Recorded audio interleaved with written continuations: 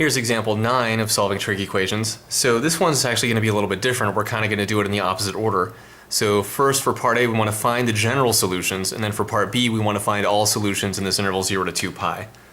And the equation is 2 cosine of 3 theta plus 1 equals 0.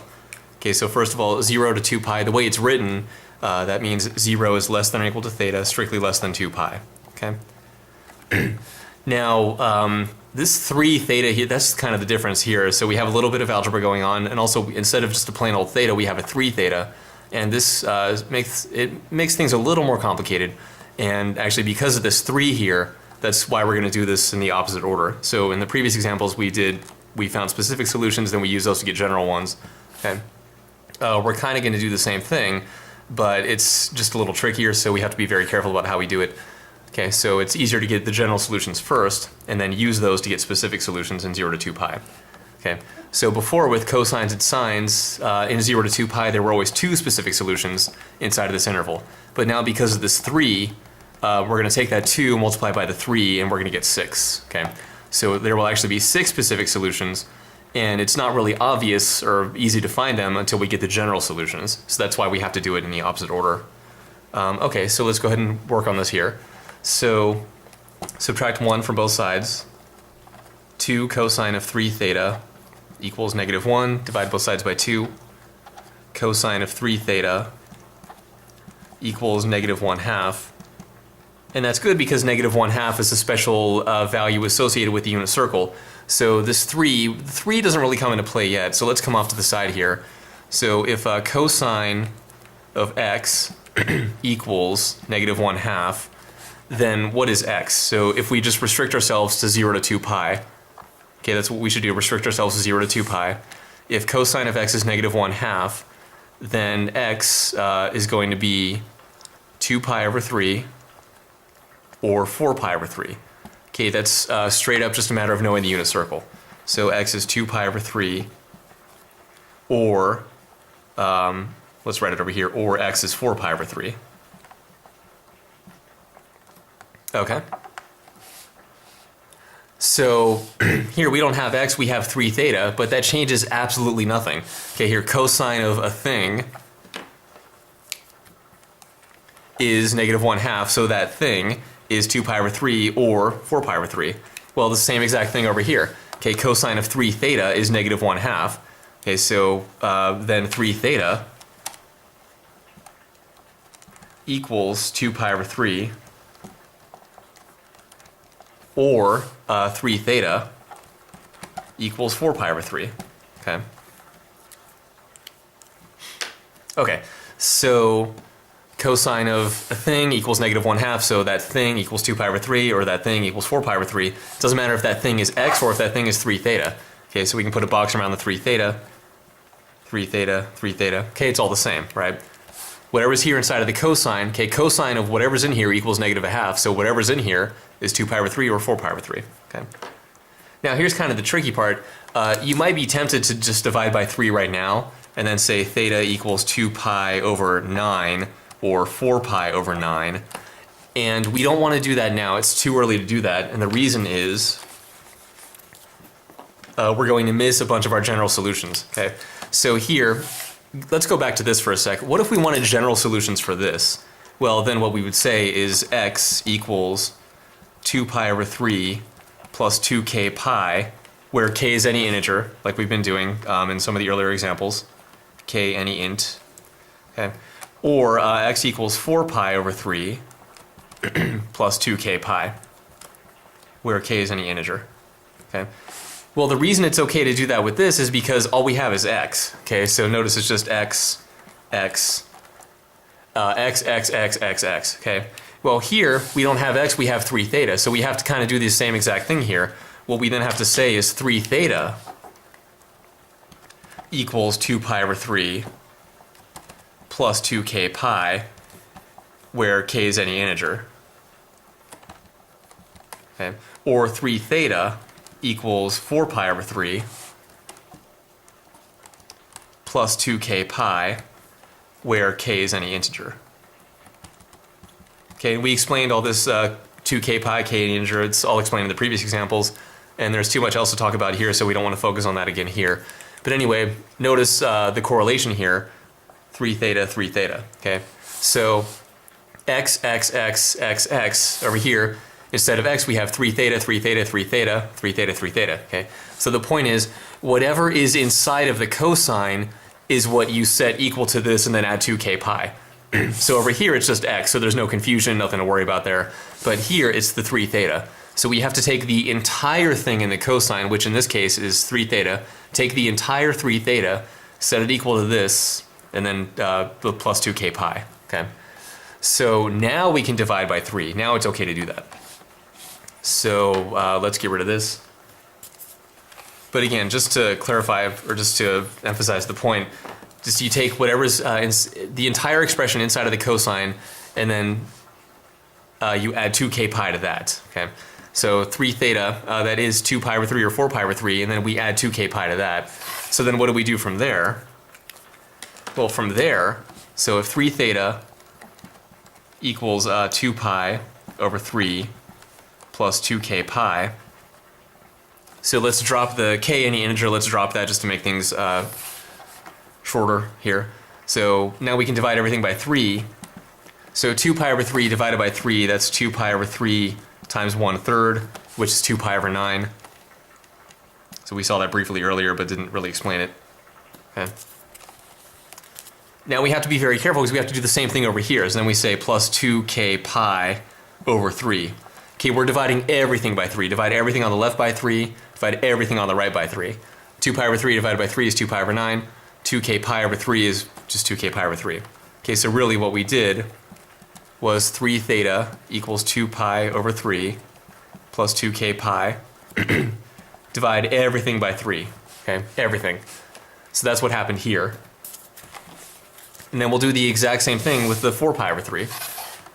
So if 3 theta equals 4 pi over 3 plus 2k pi, then divide everything by 3. So then we have theta equals 4 pi over 9. Okay, just like this is over 9, this is going to be 4 pi over 3. If you divide that by 3, you're multiplying by a third. So 4 pi over 3 times 1 over 3 is 4 pi over 9. And then 2k pi divided by 3 is just 2k pi over 3. Okay? Okay, and now these two things, these are the answers for part A. These are the general solutions. Okay, so again, be very, very careful. Don't divide by 3 first and then add 2k pi. Add 2k pi first and then divide everything by 3. Okay? Because the entire expression inside of the cosine, that's the part that you have to add the 2k pi to, the entire expression. Okay, not just the theta, but the entire expression inside of the cosine. And inside of the cosine, the entire expression is 3 theta.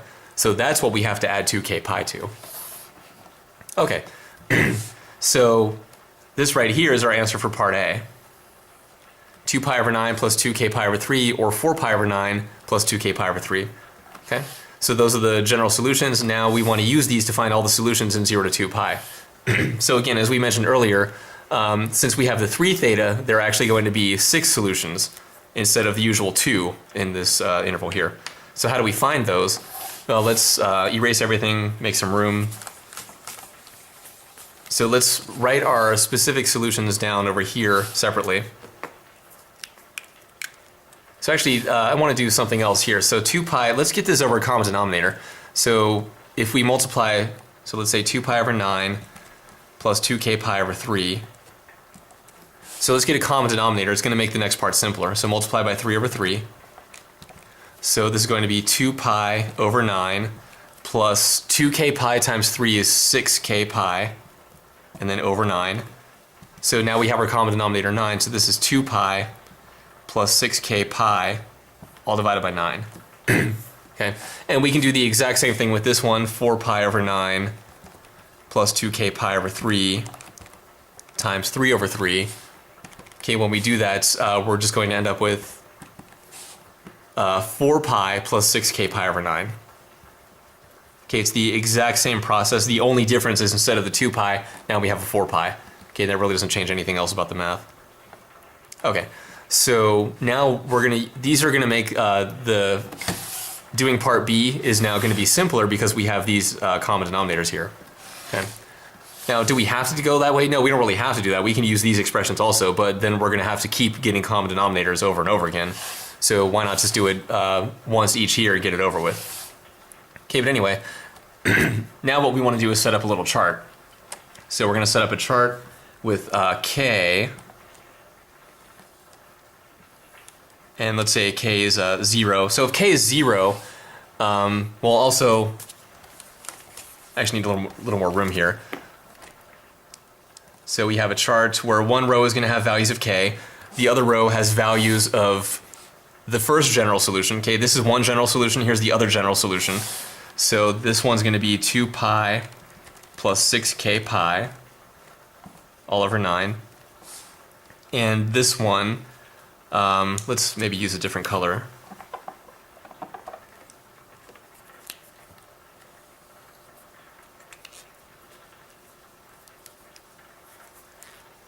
And this other one here is going to be 4 pi plus 6k pi all over 9. Okay, so remember these, so k and then these two things are our general solutions from part A. Okay, so what are we doing? Well, now we're going to use these general solutions to get specific solutions. So when k is 0, what happens? Well, if k is 0, we just have 2 pi over 9 and 4 pi over 9. Okay, 2 pi over 9 and 4 pi over 9. So 2 pi over 9, 4 pi over 9, okay? What if k is 1? Well, if k is 1, then what happens? Well, if k is 1, then let's clear some room over here. So now that we got the common denominators already, it's going to be relatively simple. So if k is 1, then what we have is 2 pi plus 6 times 1 times pi, which is a 6 pi, all divided by 9. 2 pi plus 6 pi is 8 pi divided by 9. So this is 8 pi divided by 9. Okay, great. What happens here? Well, 4 pi plus 6 pi. Okay, so this becomes 4 pi plus 6 pi all over 9. 4 pi plus 6 pi is 10 pi. So this is 10 pi over 9. Okay. Okay, so now can we stop? Do we have to keep going? So how do we know when to stop, I guess is a good question. So earlier we said that there are going to be 6 solutions. If you don't recognize that right away or if you aren't comfortable with that sort of thinking, then here's what we can do. So we're looking for specific solutions between 0 and 2 pi. So then what we can do is say, okay, I'm just going to stop once I get 2 pi or larger. Now it looks like all of my answers are going to be over 9 because of our common denominator of 9 here. So basically what I want, my answers should all be between 0 and 2 pi. Well, how do I express that over 9? Well, 0 is just 0. Less or equal to theta less than, so 2 pi multiplied by 9 over 9, that's going to be 18 pi over 9. Okay? So basically the reason that we did this is so now it's easier to see, okay, 8 pi over 9, 10 pi over 9, they're kind of far away from 18 pi over 9, so let's keep going. Okay, and really we should keep going until we get 18 pi over 9 or larger, because then we know it's time to stop. Okay. Now you might be wondering, well, what about the other way? What about, is 2 pi over 9, do we know that's the smallest one? And it is, I didn't really talk about it, but yeah, if we let k be negative 1, okay, well actually we'll do that at the end. Okay, so never mind that. So what about k equals 2? Well, if k is 2, what happens? Then what we have is 2 pi. We have 2 pi plus 6 times 2 is 12, okay, and then times pi, so 12 pi all over 9. 2 pi plus 12 pi is 14 pi, so this is 14 pi all over 9, okay? What about over here? 4 pi plus 6 times 2 times pi, so 4 pi plus 12 pi is 16 pi all divided by 9. Okay, so this is 16 pi all divided by 9. Okay. Have we hit 18 pi over 9 yet? No, not yet, so we have to keep going. Okay. What about when k is 3? Well, when k is 3, what happens? Then what we have is 2 pi, okay, 2 pi, plus 6 times 3 times pi is 18 pi, all divided by 9. 2 pi plus 18 pi is 20 pi divided by 9. Okay, 20 pi divided by 9. Well, hey, look, 20 pi divided by 9, that's already larger than 18 pi over 9. So actually, and notice 2 pi over 9, 4 pi over 9, 8 pi over 9, 10 pi over 9, 14, 16. Okay? So you might see a pattern here, 2, 4, 8, 10, 14, 16, 20, and then 22 pi over 9 would be this next one. And that's, you might notice that because the only difference between these two is this is 2 pi, this is 4 pi. So really this is going to be 2 pi larger on the top. Okay. But anyway, the point is these 6 here really are the only ones. But what if k is -1? How do we know there aren't any further to the left? Okay, so we know that we're already good over here. Okay, we've gone past 18 pi over 9. But are we as close to 0 as we can be? In other words, is 2 pi over 9 the smallest? Well, let's see what happens if we let k be -1. Totally running out of room here. So if we let k be -1, then what happens is we get 2 pi plus 6 times -1 times pi. 6 times -1 is -6, so this becomes 2 pi minus 6 pi, all divided by 9. 2 pi minus 6 pi is -4 pi, so this is -4 pi over 9. Okay, and that's not inside of this interval 0 to 2 pi. Okay, that's not inside of the interval, so we don't count that. It is a valid solution to the equation, but it's just not in this interval, so we don't count that as part of our answer for part B. And just to be thorough and safe, what about here? 4 pi. Okay, 4 pi minus 6 pi.